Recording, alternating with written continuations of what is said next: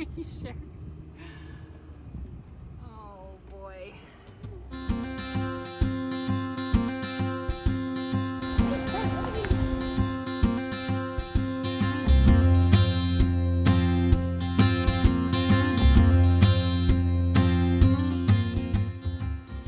Hey everybody, welcome back. Hi everyone. Episode 5. Yeah, the Dakotas. Dakotas. Yeah, so thinking about this before our trip, I thought maybe we'd stop by Mount Rushmore in South Dakota and just go right through to the next state. But turns out the Dakotas, North and South, had things to offer. Yeah, there's actually a lot to do. Yeah. So, first impressions? Oh, I'm sorry. First of all, I had to drag her out of Glacier National Park. We stayed there for 4 days and then extended it for another 3 days. And then she wanted to extend it another 6 days. But we had to get going because she also had plans to be... In the East Coast by October 3rd. Yeah. And we're still rushing to get there. Yeah. So, first stop after Glacier, we decided to hit up North Dakota. And there's a national park there that I wasn't even aware of before. But there's a Theodore Roosevelt National Park. So the park is named after Theodore Roosevelt because it was to honor him because he was responsible for creating the national park systems. And then he spent some time there, so they dedicated that land to him.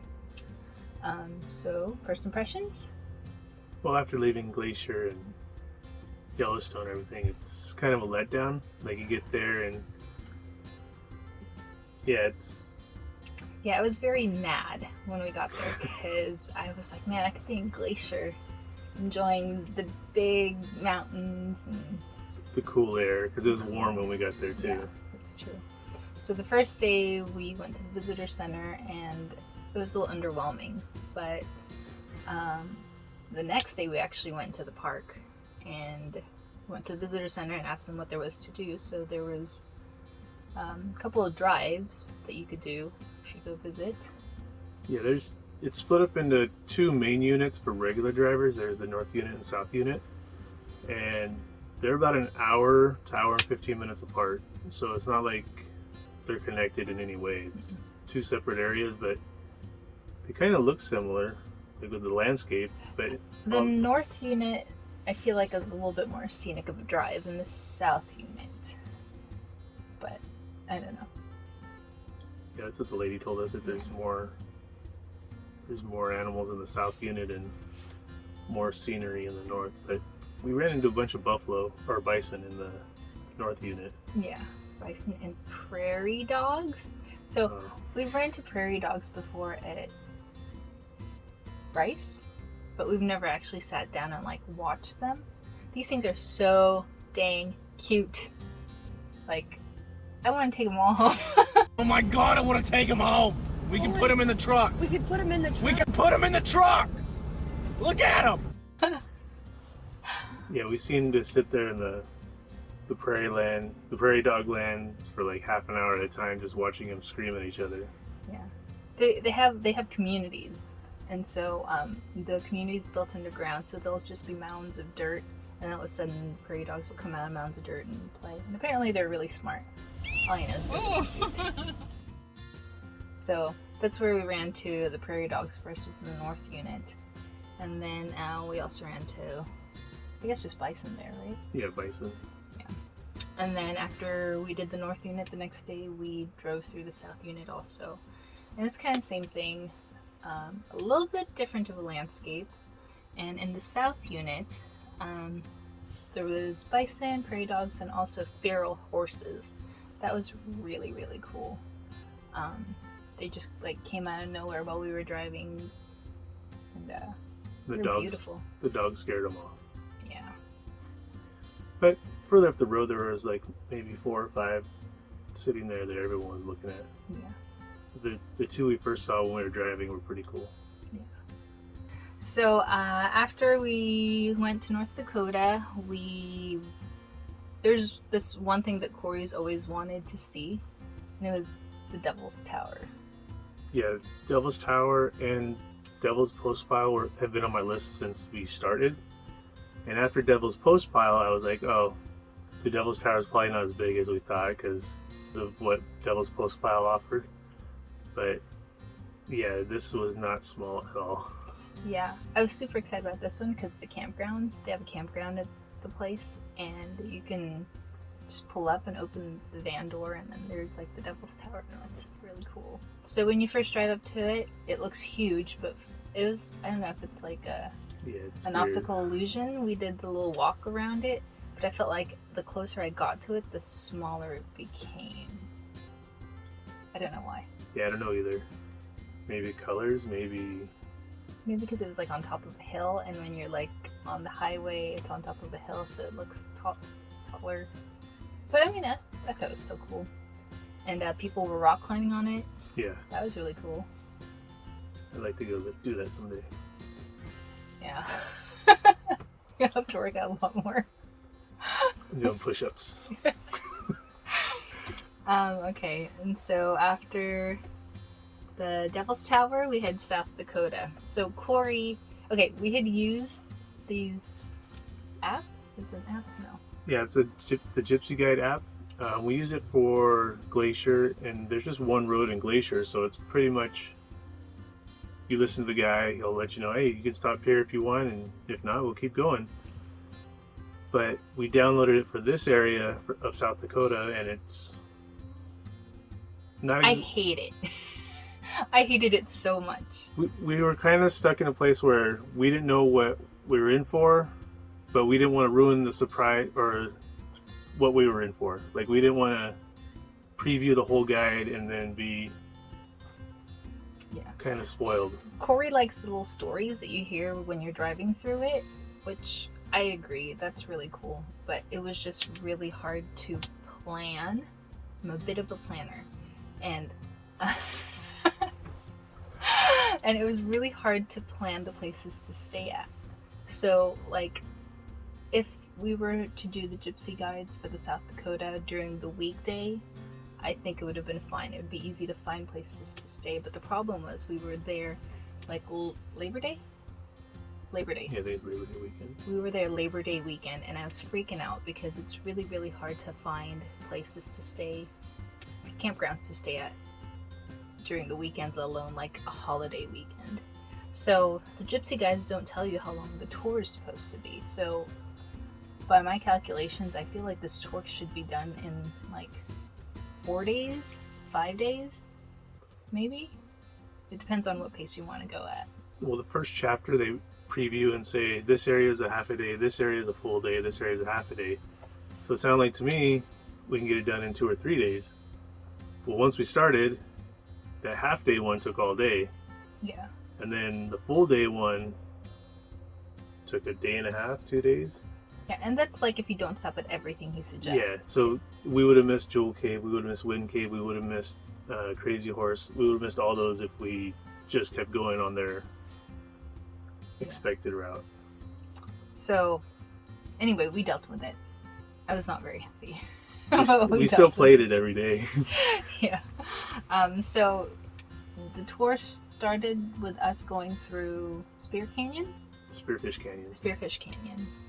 And then if you want, you could do some hikes there, but we didn't have time. Venus took a nap and I took a small hike to a bridge and saw some fish in the water, which prompted me to go buy a fishing rod. a fly rod. So yeah. And then the same day we visited Deadwood.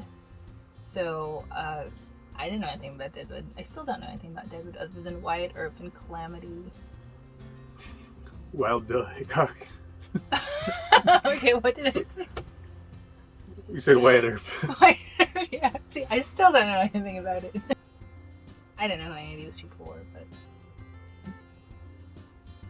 maybe we should watch the show and get a better idea. Maybe. So after that, I think we started like the next day going to the Crazy Horse Memorial. So it was kind of difficult for me visiting the Crazy Horse Memorial like you learn about what happened to the Native Americans in school. They tell you about like Trail of Tears and how they pretty much did all these atrocities to Native Americans. And you hear that in school and you understand it, but I think this one gave me a different perspective because it told the story through the eyes of the Native Americans. So Crazy Horse and Sitting Bull were like the two famous ones that we'd heard of on this trip, and they were part of the Battle of Little Bighorn, right? Yeah. So basically, it teaches you about like what happened to the Native Americans, and it was kind of hard to digest. Anyway, yeah. So they basically they're building this memorial. They started building it in 1948. It kind of reminds you of like Mount Rushmore. You know how they have the faces on the mountains? Well, this one specifically for Crazy Horse.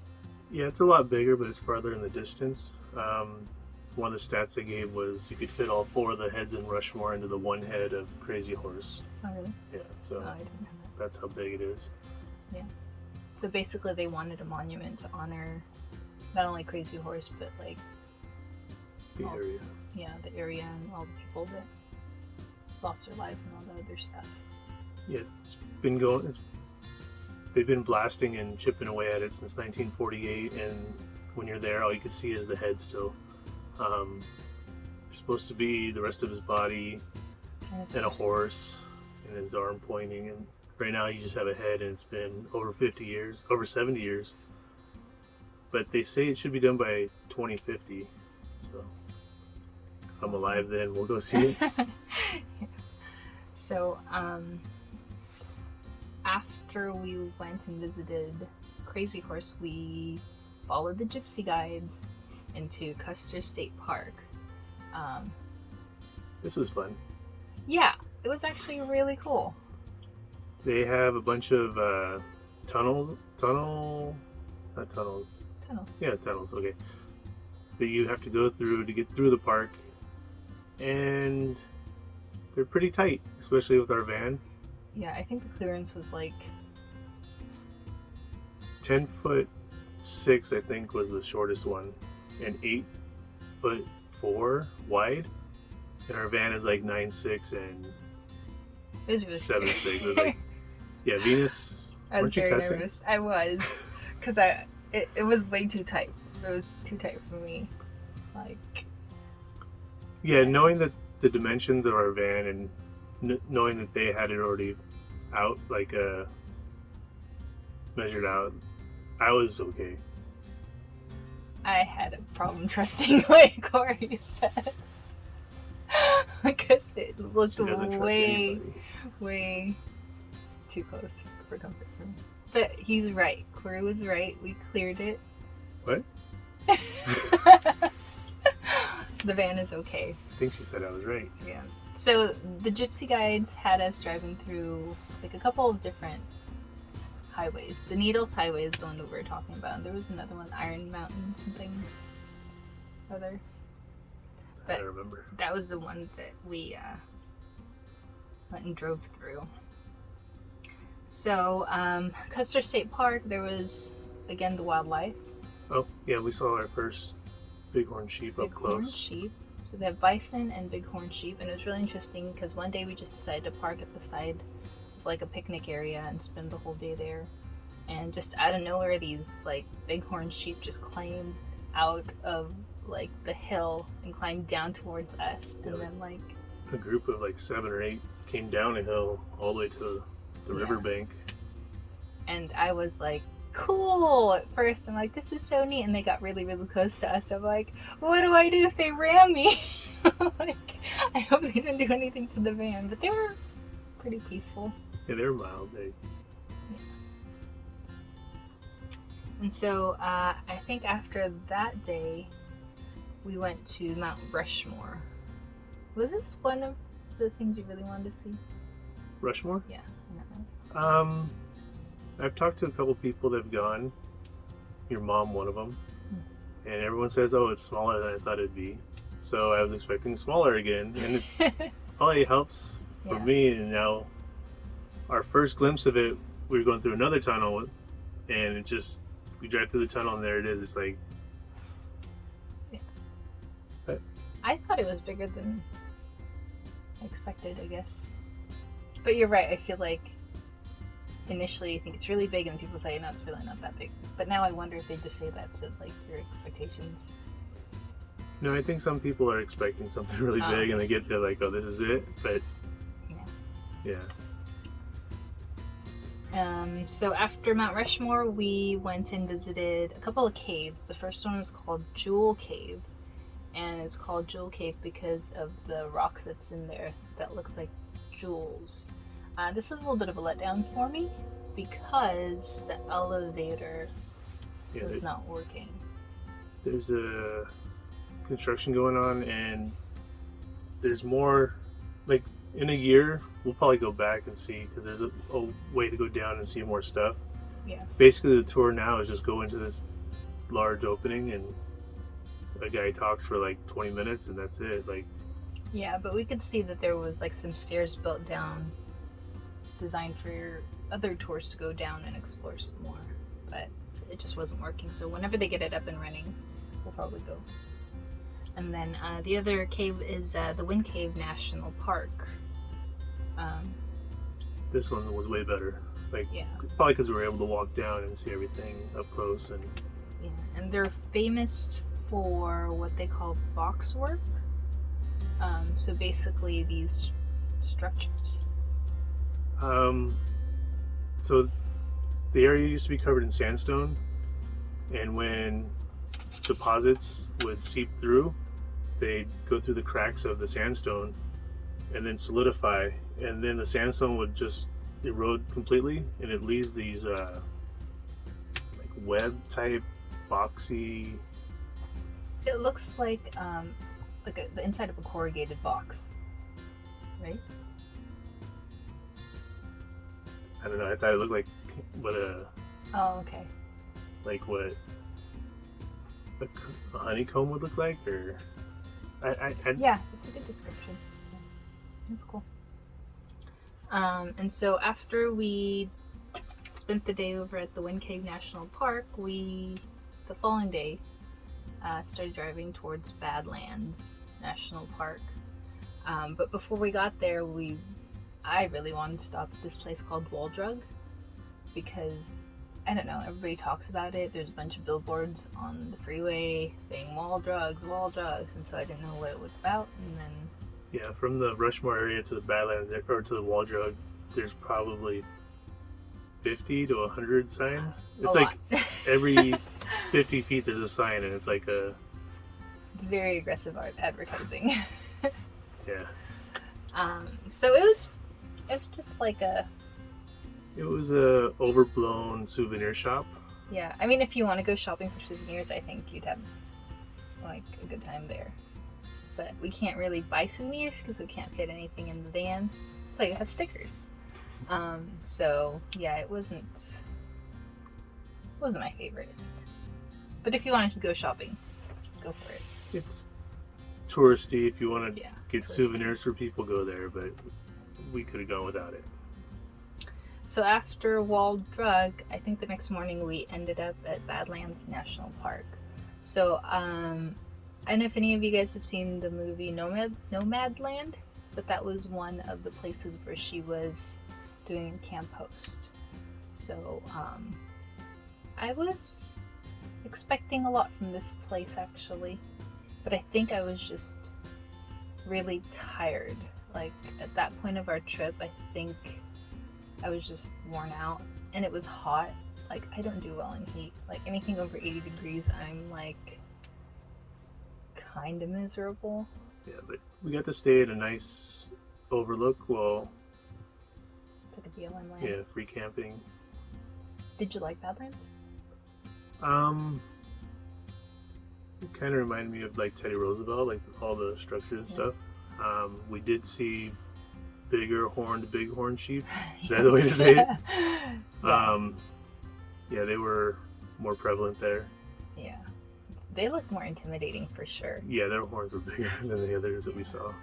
I think there were two huge ones that kind of approach like this little area where there's boardwalks and signs for tourists to go walk around and see. And these people got pretty dang close to them. I wouldn't be that gutsy to get that close to something with horns that big. Yeah, the people stayed on the boardwalk, but the sheep was right off the boardwalk. If they decided to jump up and chase you down, I was waiting for one until I charged. So get the camera, get the camera. I was filming, Yeah. but I mean, he was kind of calm. joking. Yeah. So on our way out from Badlands National Park, I wanted to hit this one other place called Minuteman Missile National Historic Site. So, did you like that? Growing up, knowing that we were going through the Cold War in the 80s, like I didn't really understand what it was about. Oh. I knew there was an arms race. I knew that there were like weapons of mass destruction on each side, but I really didn't understand how close we were to Blowing each other up? yeah, like ending all life. Yeah. But yeah, I got close a bunch of times, and They had like a little display with like 1950s furniture and a TV. and a TV, and it had like the commercial. It was super creepy. Yeah, just teaching kids to duck and cover, and Yeah.